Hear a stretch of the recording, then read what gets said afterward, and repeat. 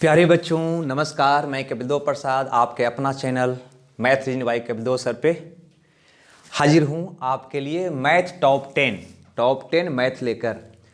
ठीक है जैसा कि आपको पता है यह सेशन पर डे शाम को 7 बजे चलता है और इसमें हम 10 भिन्न चैप्टर से 10 क्वेश्चन लाते हैं, वो भी टॉप मोस्ट क्वेश्चन, और उसका डिस्कशन बहुत कम समय में देते हैं नहीं, और जिसमें एडवांस का 3 क्वेश्चन होता है, ज्यामिति, त्रिकोणमिति, अलजेब्रा का। चलिए शुरुआत करते हैं आज के सेशन का। पहला क्वेश्चन जो कुछ इस प्रकार का है ना, ये कह रहा है कि यदि n कोई सम संख्या हो, n कौन संख्या हो, सम संख्या हो, तो n into n square plus 20 निम्न में से किससे विभाज्य होगा। आपके पास 4 ऑप्शन भी यहाँ पे दिया हुआ है। पहला ऑप्शन है 10, दूसरा ऑप्शन है 15 और तीसरा ऑप्शन है 48, चौथा ऑप्शन है 58। नहीं, यहाँ पे n के बारे में बोला है कि सम संख्या है, तो सम संख्या का मतलब हो गया 2, 4, 6, 8, 10 डॉट इस प्रकार का संख्या है। आपसे बोलता है कि यह संख्या इस चारों में से किससे विभाज्य होगा। ठीक है, ऐसा कभी भी क्वेश्चन आए तो इसको जांच करके बनाना चाहिए, और जांच करने के लिए बिल्कुल आप न्यूनतम मान लेंगे। कौन मान लेंगे? न्यूनतम मान। ठीक है ना, मतलब इसका हल न्यूनतम मान से करना। अगर सम कहा है तो न्यूनतम सम संख्या कौन होगा, मतलब सबसे छोटा सम संख्या कौन होगा? अरे 2 होगा। प्राकृत संख्या कहता तो सबसे न्यूनतम प्राकृत कौन होता? 1 होता। विषम कहता सबसे न्यूनतम विषम कौन होता? 1 होता। मतलब इसका जब भी हल करोगे तो न्यूनतम लेके चेक करना, मतलब n का मान 2 ले लो और इसको हल कर दो। अगर n का मान 2 लोगे तो हो जाएगा 2 इंटू 2 स्क्वायर प्लस 20, मतलब हो जाएगा 20 और 4 24 दूनी 48। अब देख लो ये चारों ऑप्शन में से ये 48 किससे कटेगा, तो 48 से कटेगा, अतः आपका उत्तर कौन हो जाएगा? सी हो जाएगा। ओके, हमें उम्मीद है ये बात आपको समझ में आई होगी। ठीक है, यहाँ पे एक बात और मार्क करने वाला है कि जितना भी सेशन हम लाते हैं वो पिछला क्लास से जुड़ा हुआ होता है, मतलब कहीं ना कहीं उस टाइप का क्वेश्चन आगे मिलते रहेगा आपको। ठीक है, अतः इस सीरीज को कंटिन्यू आप देखिएगा, अपने दोस्तों को भी दिखाइएगा, मतलब अपने दोस्तों में शेयर भी करिएगा। चलिए क्वेश्चन नंबर 2, आज के सेशन का क्वेश्चन नंबर 2 ये क्या कहता है कि 2 संख्याओं का गुणनफल 1500 तथा मासा 10 है, तो इन संख्याओं का लासा क्या होगा। याद करो, लासा मासा का ये क्वेश्चन है और हम जानते हैं कि पहली संख्या गुने दूसरी संख्या बराबर लासा गुने मासा। नहीं, ये लासा मासा का एक प्रॉपर्टीज है कि 2 संख्या का गुणनफल उसके लासा मासा के गुणनफल के बराबर होता है। ठीक है, करता क्या है कि चारों में से कोई भी 3 का मान हमें दे देता है और चौथा का मान पूछता है। जैसे कि इस प्रश्न में इन दोनों का गुणनफल दे दिया है 1500 और हमसे पूछा गया है, हमें मासा भी दे दिया है 10 और हमसे पूछा गया है कि लासा क्या होगा। बस सिंपल, मासा दिया हुआ लासा निकालना है, तो लासा बराबर हो जाएगा दोनों संख्याओं का गुणनफल बटा मासा। नहीं, दोनों का गुणनफल है 1500 और मासा दिया है 10, इसको काटिएगा आ जाएगा 150। अब देख लीजिए ऑप्शन कौन में है? बी में। फटाक से बी में टिक आउट मार दीजिए। ओके, आ रही है समझ में? नहीं आ रहा है? मज़ा आ रहा है? चलिए, मज़ा आ रहा है तो थोड़ा सा लाइक जरूर कर दीजिए। क्वेश्चन नंबर 3 को देखते हैं। क्वेश्चन नंबर 3 कहता है टाइम एंड वर्क का क्वेश्चन कि ए और बी किसी कार्य को क्रमशः 25 और 20 दिन में करता है। कभी भी टाइम और वर्क का क्वेश्चन आवे तो सबसे पहले डेज लिखिए, और अगर आप टाइम एंड वर्क नहीं देखे हैं तो हमारा यूट्यूब चैनल पे प्ले लिस्ट पर जाइए, टाइम एंड वर्क का पूरा सेशन हम दिए हैं, जरूर उसको एक बार देख लीजिएगा। ठीक है, कहता है ए और बी किसी कार्य को 25 दिन एवं 20 दिनों में 25 दिन एवं 20 दिनों में अलग अलग पूरा करता है। ठीक है, ए काम प्रारंभ कर देता है तथा 10 दिन बाद बी भी कार्य में शामिल हो जाता है ए के साथ, तो बताएं कि पूरा काम कितने दिनों तक और चलेगा, कितने दिनों तक और चलेगा, ध्यान देना है। चलो, ये बनाने से पहले हमें पता करना होगा कुल काम मतलब आपके घर पे कुल काम कितना है। यह काम किसी भी तरह का हो सकता है, समोसा बनाना, रसगुल्ला बनाना, ईटा लगाना, है ना, ये जो काम है वो कुल कितना है, उसके लिए ये दोनों से कटने वाला संख्या मानना है कुल काम। तो दोनों से कटने वाला संख्या न्यूनतम होता है एलसीएम, अतः 25 और 50 का एलसीएम कितना हो जाएगा? 100। मतलब कुल काम आप 100 मान लीजिए, मतलब आपके घर पे टोटल 100 ईटा लगाना है। अब आपको पता करना है इफिशिएंसी जो होता है 1 दिन का कार्य। क्या होता है यह इफिशिएंसी? 1 दिन का कार्य। वो कैसे निकलता है? तो कुल काम में 1.5 से भागा देकर, बस, तो 25 से भागा दो 100 में, कितना आ जाएगा? 4। 20 से भागा दो, कितना आ जाएगा? 5। मतलब आपके घर पे टोटल 100 ईटा लगाना है, ए 1 दिन में 4 ईटा लगाता है, बी 1 दिन में 5 ईटा लगाता है। ओके, अब शुरू हो जाओ, जैसे जैसे काम करवाया है वैसे वैसे निकाल लो। तो कहता है कि ए काम प्रारंभ कर दिया, 10 दिन बाद बी काम में शामिल हो जाता है। मतलब ए काम शुरू कर दिया और ये 10 दिन तक काम किया, तो एक दिन में ए करता है 4 काम, 4 ईंटा लगा रहा है, तो 10 दिन किया होगा तो 10 चौके 40 काम कर दिया होगा। बचा कितना होगा शेष? 60 काम। तो ये 60 काम 10 दिन के बाद जब बचा होगा तब कौन आ गया होगा इसको करने के लिए? बी भी। तो मतलब एक दिन में अब समाप्त होगा 9 काम, और काम बच रहा है 60, तो ये 60 काम को के दिन में कर देगा? तो 60 भागा 9 दिन। बस यही हमारा आंसर होगा, मतलब 20/3 दिन। ठीक है, 16 तिया 48 अदू सॉरी 18 अदू 20, ये ऑप्शन हो जाएगा आपका। ओके, ये बात आपको आई होगी समझ में। चलिए कोई बात नहीं, मजबूरी है, इसमें थोड़ा फास्ट हमें चलना ही पड़ेगा, क्योंकि ये उन विद्यार्थियों के लिए है ना, वे नहीं प्रैक्टिस के ख्याल से हमें चलाते हैं जो रेलवे, एसएससी, बैंक, चाहे कोई भी अदर कॉम्पिटिटिव एग्जाम हो, सब में ये टॉनिक की तरह फ़ायदा पहुंचाता है। अगर ये लगातार सेशन आप 20-25 देख लेते हैं तो हमें उम्मीद है कि मैथ में बिल्कुल आपका कंठस्थ याद हो जाएगा नियम। ओके, चलिए क्वेश्चन नंबर 4 ये रहा आपके स्क्रीन पे। चलिए बनाइएगा क्वेश्चन नंबर 4 को, और ये कहता है कि किसी वस्तु का विक्रय मूल्य 39 रुपया है। ध्यान दीजिएगा, बढ़िया से क्वेश्चन, ट्रिकली क्वेश्चन है ये। ऐसे बनाइएगा तो इक्वेशन बन जाएगा, अद्विघात समीकरण बन जाएगा इसको में। कहता है एक वस्तु का विक्रय मूल्य 49 रुपया है, सॉरी 39 रुपया है। विक्रय मूल्य कितना है? 39 रुपया है। गौर से समझिएगा। तथा इसका लाभ प्रतिशत का संख्यात्मक मान इसके क्रय मूल्य के बराबर है। मतलब ये कह रहा है कि ये लाभ प्रतिशत का संख्यात्मक मान है वो क्रय मूल्य के बराबर है। ठीक है, तो आपको बताना है कि वस्तु का क्रय मूल्य कितना है। दोस्तों अगर इसको बनाइएगा तो कहीं ना कहीं ये द्विघात x मानना पड़ेगा और द्विघात समीकरण रूप में चला जाएगा। अतः इसको बनाने के लिए एक ट्रिक याद रखिए, कभी भी लाभ प्रतिशत या हानि प्रतिशत का संख्यात्मक मान कह दे कि क्रय मूल्य के बराबर है, तो ये विक्रय मूल्य का ऐसा 2 गुणनखंड निकालें जिसका अंतर 10 हो। इसका ट्रिक बता रहे हैं, जिसका अंतर कितना हो? 10 हो। ठीक है ना, इसका एक हम ट्रिक आपको दे रहे हैं, बहुत फायदा करेगा ये। ठीक है, मतलब ये विक्रय मूल्य का ऐसा 2 गुणनखंड निकालना है जिसका अंतर कितना हो? 10 हो। तो देखिए तो कौन होगा? हमको लगता है कि 13 तिया 39, 13 और 3 का अंतर 10 हो जाएगा, गुना करेंगे तो 39 भी आ जाएगा। बस बड़का नहीं छोटका ले लेना है, मतलब इसका क्रय मूल्य हो जाएगा सीपी, मतलब कॉस्ट प्राइस। क्रय मूल्य हो जाएगा छोटका पर एगो 0, एकरा पर एगो क्या बैठा देना है? 0। ठीक है ना, ये 3 पर क्या बैठा देना है? एगो 0, मतलब 30। ओके, कौन हो जाएगा? 30। बड़का नहीं होगा, लाभ की स्थिति में बड़का नहीं होगा। हाँ, अगर ये क्रय मूल्य रहता कि सॉरी हानि रहता कि हानि प्रतिशत इसका संख्यात्मक मान क्रय मूल्य के बराबर है, तो हानि की स्थिति में ये दोनों उत्तर होगा। ध्यान दीजिएगा, लाभ के स्थिति में कौन होगा? छोटा वाला। ठीक है, और हानि के स्थिति में है ना दोनों होगा। ऐसे ज्यादा तौर पे बड़ा वाला हो, ऑप्शन में आपको दिखाई देगा। ठीक है, लेकिन दोनों होगा क्या? एक को 0 बैठा के, 3 है तो 30, 13 है तो 130, लेकिन लाभ की स्थिति रहेगा तो बड़का नहीं छोटका होगा। चलिए ऑप्शन देखिए 30 कौन में है फट से, तो 30 आपका है ऑप्शन बी में है, अतः बी आपका सही उत्तर होगा। ये भी बात आपको समझ में आया होगा। ठीक है, बढ़िया सा। क्वेश्चन नंबर 5 को देखा जाए, क्या कहता है क्वेश्चन नंबर 5? तो ये कहता है कि एक अभ्यर्थी को उत्तीर्ण होने के लिए 33% अंक की आवश्यकता होता है और वो बेचारा 220 अंक लाता है, फिर भी 11 अंक से फेल कर जाता है। नहीं, चलिए बहुत बढ़िया क्वेश्चन है।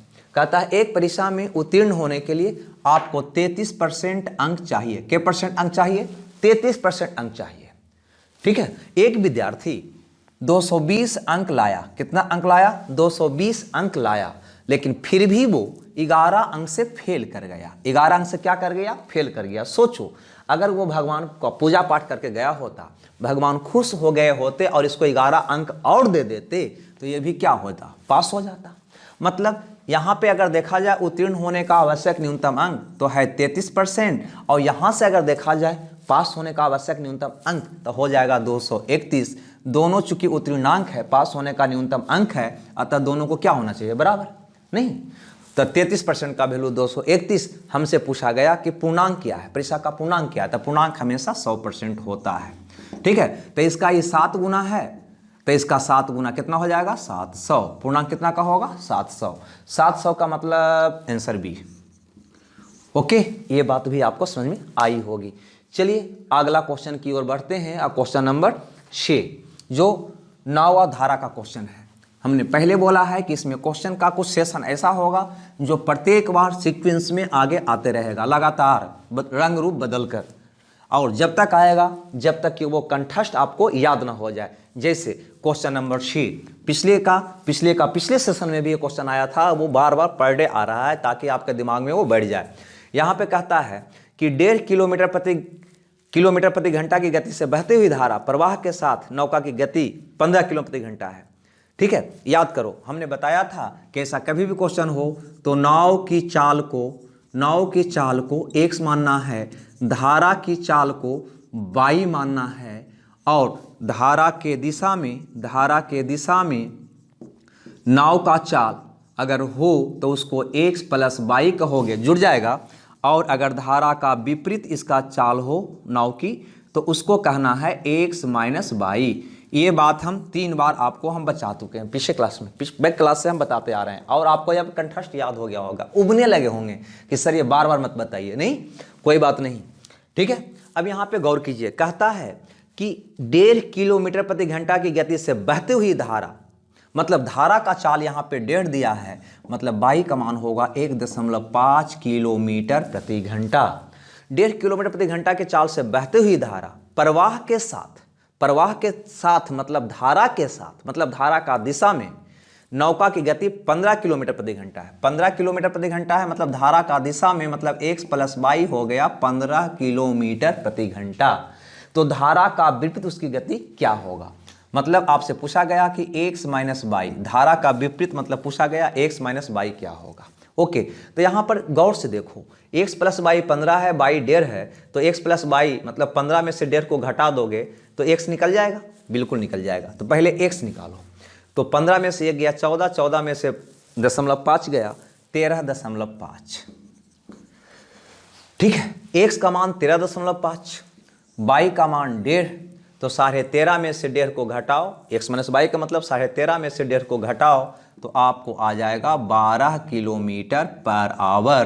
देख लो ऑप्शन कौन में है, तो बी में है, बी में फौरन टिक आउट मार दो, आपका आंसर आ जाएगा। चलिए देखते हैं क्वेश्चन नंबर 7 को। ये 7 नंबर का क्वेश्चन क्या कहता है भाई, तो 7 नंबर का क्वेश्चन कहता है कि tan theta plus cos theta बराबर 2। ध्यान दीजिएगा, tan theta plus cot theta बराबर 2, तो tan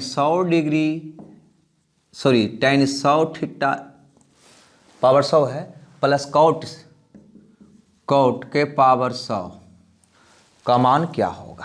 कुछ ऐसा क्वेश्चन है, कोई बात नहीं, हम बताए थे ऐसे क्वेश्चन में थीटा का मान देखना चाहिए, क्या लें कि इसका मान 2 आ जाए, तो हमको लगता है 45 ले लिया जाए, क्योंकि tan 45 का मान 1 होता है, cot 45 का मान भी 1 होता है, तो 1 कितना हो गया 2। क्लियर, बस संतुष्ट कर रहा है, तो यहाँ पे 45 थीटा के स्थान पे पुट करके मान निकाल लो। अगर थीटा के स्थान पे 45 पुट करोगे तो हो जाएगा tan 45 जिसका मान होगा 1, और 1 के पावर अगर तुम 100 करोगे, और यहाँ पे भी होगा 1 के पावर अगर 100 करोगे तो हो जाएगा 1 प्लस 1 मतलब 2 आंसर, जो ऑप्शन सी में है। जो ऑप्शन कौन में है, सी में है, अतः सी मेरा सही उत्तर होगा। ओके, क्लास बेटर लग रहा है तो थोड़ा सा लाइक कर दीजिएगा, है ना, और लास्ट में 2 शब्द मेरे बारे में भी लिख दीजिएगा, क्योंकि उसी को देखकर ये सब क्लास में हम लेकर नए चीज़ लाते हैं, है ना। आपका कमेंट्स ही एक सहारा है हमें जीने का। ओके, अगर आप चाहते हैं किस ढंग से आपका क्लास रोज ढंग से चलते रहे तो कमेंट्स जरूर करिएगा, लाइक नहीं करना है तो डिसलाइक ही कर दीजिए, लेकिन करिए जरूर, डिसलाइक ही कर दीजिए, आपकी मर्जी। नहीं बेटर लगता क्या करेंगे, डिसलाइक में समझते हैं ना, हाँ अब तो बखूबी समझते हैं। चलिए आगे देखते हैं क्वेश्चन नंबर 8 को। 8 कहता है कोई धन का 3 वर्षों का साधारण ब्याज 1200 है। ठीक है ना, 3 वर्षों का साधारण ब्याज 1200 है और 2 वर्षों का चक्रवृद्धि ब्याज 812 है। एक बात, साधारण ब्याज तो प्रत्येक वर्ष का बराबर होता है, तो 3 वर्ष का SI 1200, इसका मतलब हुआ कि 1 वर्ष का SI कितना हो गया 400।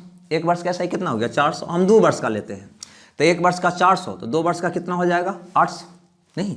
और 2 वर्ष का CI यहाँ पे आपको बता रहा है कि 2 वर्ष का CI है 812 रुपया, तो आपको बताना है दर क्या है। 3 वर्ष का ब्याज दिया था साधारण 1200, 3 वर्ष का 1200 तो 1 वर्ष का 400, तो 2 वर्ष का कितना हो जाएगा 800। ओके, यहाँ पे थोड़ा सा इसको ही गिराते हैं। 2 वर्ष में 800 साधारण ब्याज मिला होगा, मतलब पहला वर्ष 400, दूसरा वर्ष भी 400 नहीं। और हमें पता है कि पहला वर्ष का चाहे साधारण हो या चक्रवृद्धि हो, दोनों क्या होता है, बराबर होता है। तो पहला वर्ष का साधारण ब्याज अगर 400 मिला होगा तो पहला वर्ष का चक्रवृद्धि ब्याज भी 400 होगा नहीं। पहला वर्ष का चक्रवृद्धि ब्याज और साधारण ब्याज और चक्रवृद्धि ब्याज दोनों क्या होता है, सेम होता है।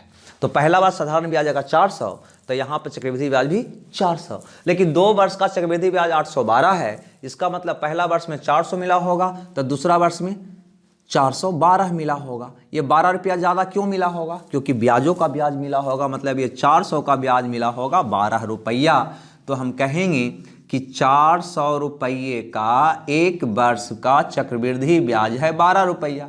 तो 1 वर्ष का चक्रवृद्धि ब्याज कहो या साधारण ब्याज कहो, बिल्कुल सेम होता है। हमसे दर निकालना है तो दर होता है 100 रुपये का 1 वर्ष का ब्याज। तो 1 वर्ष का ब्याज 12 रुपया और वो भी 400 का 12 रुपया, तो 100 का कितना होगा निकाल दो। तो 12 रुपया ब्याज है 400 का, तो 100 का कितना होगा, बस 4 तिया 12 कितना होगा 3% दिखाई दे रहा है, मतलब ऑप्शन सी में होगा। ओके, याद रखिएगा दर का एक डिफिनेशन, 1 वर्ष में 100 रुपये का ब्याज, यही दर होता है। हमने वही काम यहाँ पे किया, 1 वर्ष का पहले निकाल लिया, ठीक है, फिर दोबारा में 100 रुपये का निकाल लिया कि 400 का ब्याज है 12, तो 100 का कितना होगा 12/400 गुने 100, ठीक है। ऐसे बहुत सा कोई ऐसे भी कर लेते हैं, R बराबर 100 गुने ब्याज बटा मूलधन गुने समय, ठीक है। लेकिन आप ये कंसेप्ट याद रखिएगा, टेढ़ा मेढ़ा क्वेश्चन सब बन जाएगा, कोई बात नहीं। देखते हैं क्वेश्चन नंबर 9 को, ठीक है, देखा जाए। क्वेश्चन नंबर 9 देखने से पहले थोड़ा सा हम एक बात और आपसे कहना चाहेंगे, ठीक है, वो ये कि मेरा एक नया चैनल भी है वेब स्टडी, उसको सब्सक्राइब आप ज़रूर कर लीजिएगा। उस पर अभी फ़िलहाल 6 से 7 PM में पर डे क्लास चल रही है, ठीक है, आप इसको ज़रूर सब्सक्राइब कर लीजिएगा। ओके, और अगर आपको PDF चाहिए तो इस क्लास के डिस्क्रिप्शन में टेलीग्राम का लिंक हम डाल दिए हैं। मेरा चैनल है टेलीग्राम पे वेब स्टडी करके, उसका लिंक हम डाल दिए हैं, उसको आप ज्वाइन कर लीजिएगा। ओके, इतना काम तो आप कर ही लेंगे। ओके, आइए क्लास को रेगुलर देखिएगा, ऐसा नहीं कि एक दिन भी गैप नहीं होना चाहिए। अगर गैप होता है तो उसको ज़रूर, है ना, कभी भी मौका मिलता है, ये वीडियो अपलोड रहेगा आपका चैनल पे, उसको खोल के सीक्वेंस में देखिए, पर डे लगातार देखिए तो बहुत फायदा करेगा। चलिए, आज के सेशन का बहुत बढ़िया सा क्वेश्चन अलजेब्रा का है, क्वेश्चन नंबर 9। ये 9 कहता है कि n² माइनस TN प्लस 1/4 एक पूर्ण वर्ग है। पूर्ण वर्ग है मतलब किसी का ये होल स्क्वायर है, तो t पूर्ण वर्ग है, तो बताना है कि t का मान क्या होगा। मतलब ये भी कह सकते हैं कि t का मान क्या लिया जाए ताकि यह पूर्ण वर्ग हो जाए। तो याद रखिएगा, इसको पूर्ण वर्ग होने के लिए यहाँ पे ध्यान दीजिए, ax² plus bx plus c के फॉर्म में हो, तो इसको पूर्ण वर्ग होने के लिए है ना, b² बराबर 4ac होना चाहिए, ठीक है। माने यह पूर्ण वर्ग तभी संभव होगा जब b² बराबर क्या होगा 4ac। ये b² कौन है भाई, तो यहाँ पे x का गुणांक को b और x² के गुणांक को a, और जो स्वतंत्र पद होता है उसको c कहते हैं। जैसे इसमें अगर देखा जाए तो a हो गया यहाँ पे मतलब 1, b हो गया a वाला और c हो गया आपका a वाला। ओके, a b c इस फॉर्म में रहेगा तो वो पूर्ण वर्ग होगा। ऐसे तो और भी तरीका है बनाने का, लेकिन सबसे बेटर ये है। चलिए, हम यहाँ पे बना रहे हैं, तो हमें क्या चाहिए, b² बराबर 4ac चाहिए। अगर ये हो जाएगा तो स्वतः ये क्या हो जाएगा पूर्ण वर्ग। चलिए, b मतलब e वाला माइनस टी का स्क्वायर करोगे तो हो जाएगा t²। 4 a कितना है, n² का गुना जो 1 है, और c स्वतंत्र पद जो है 1/4। बस इसको हल कर दीजिए, 4 से 4 कट गया, मतलब t² बराबर 1, तो t बराबर हो जाएगा √1 मतलब +-1। देख लीजिए ऑप्शन, कौन में है? तो ऑप्शन पता नहीं चल रहा है, ऑप्शन डी में है, अतः डी आपका सही उत्तर होगा। ओके, आ रही है मजा? नहीं आ रहा है भाई? चुपचाप हैं, गुमसुम हैं, क्या बात है? कुछ लगता है बहुत शांत मुद्रा में आप लोग बैठे हुए हैं, लगता है कहीं ना कहीं कुछ होने वाला है। नहीं नहीं, लास्ट में जरूर लिखिएगा कमेंट्स, नहीं तो अब आइए क्लास सस्पेंड। नहीं लिखना है? लिखना है, चाहे जो भी लिखिए, लेकिन 2 शब्द जरूर लिखिए, है ना? क्या पता जब जॉब में जाएं तो वहाँ कुछ लिखने की बारी आएगा, एप्लीकेशन कुछ लिखने की बारी आएगा, जवाब तो कैसे लिखिएगा, उसका ट्रेनिंग भी यहाँ ले लीजिए, कमेंट्स बॉक्स में जरूर लिखिए। ओके, चलिए क्वेश्चन नंबर आज का आखिरी, मतलब 10 नंबर का, जो क्वेश्चन ज्यामिति से है, ठीक है। और ये ज्यामिति भी आपको 3 दिन से लगातार आ रहा है इस टाइप से भिन्न भिन्न रूप में, ताकि यह नियम जो बताए वो कंठस्थ आपको याद हो जाए। याद है? नहीं है? याद होनी चाहिए। हम यहाँ पे 3 बात किए थे, किसी भी त्रिभुज का 2 आंतरिक कोण के द्विभाजक के बीच बना कोण 90 प्लस शीर्ष कोण का आधा। बाह्य कोण की अगर बात किया जाए, बाह्य कोण की बात किया जाए तो यह बाह्य कोण 90 माइनस शीर्ष कोण का आधा। और अगर एक आंतरिक और एक बाह्य कोण के समद्विभाजक के बीच का कोण ये वाला पूछ दे तो याद है? नहीं, शीर्ष कोण का सिर्फ आधा। ओके, चलिए, ये तो बकवास वाली बात, हमें उम्मीद है कि आप पिछला क्लास देखे होंगे 2-3 लगातार, तब याद हो गया होगा। कहता है त्रिभुज पी क्यू आर में, त्रिभुज पी क्यू आर में, त्रिभुज पी क्यू आर में क्या है भाई? क्यू आर भुजा को एस तक बढ़ाया गया, क्यू आर भुजा मतलब ई भुजा को एस तक बढ़ाया गया है, बढ़ा दीजिए। उसमें कोण P Q R, P Q R मतलब यह वाला कोण, और पी आर एस मतलब यह वाला कोण का द्विभाजक टी पर मिलता है, मतलब इसको 2 बराबर भागों में बांटने वाला रेखा और इसको 2 भागों में बांटने वाला रेखा कहाँ मिलता है? टी पर मिलता है। ओके, मतलब ए बराबर ए और ए बराबर ए है जी। यदि कोण Q P R 80 degree, Q P R ये वाला कोण 80 डिग्री, तो कोण क्यू टी आर का मान क्या होगा? कुछ याद आया? हम इसमें ज़्यादा नहीं बताएंगे, हम कहा कि पिछले क्लास में बता चुके हैं। नहीं, क्या होगा? तो शीर्ष कोण का आधा, मतलब कोण P का आधा होगा, मतलब 80 का आधा मतलब कितना होगा? 40 डिग्री। देख लीजिए ऑप्शन बी में है, अतः बी आपका सही आंसर होगा। जाइएगा नहीं, पहले मेरी बात सुन लीजिए गौर से, है ना। अगर वीडियो आपको बढ़िया लगा है तो लाइक कर दीजिएगा और 2 शब्द उसमें लिखिएगा कि आपका क्लास कैसा लगा, क्या इसमें सुधार की आवश्यकता है, क्या और आपको चाहिए, ठीक है। और अपने फ्रेंड में बेहतर लगा हो तो ज़रूर शेयर कर दीजिएगा, क्योंकि मैक्सिमम विद्यार्थी इसको देख सके। ओके, क्योंकि मेरा मेहनत बेकार न जाए, है ना, यह मेरा जो मिशन है वो बेकार न जाए, ठीक है। Okay, bye bye.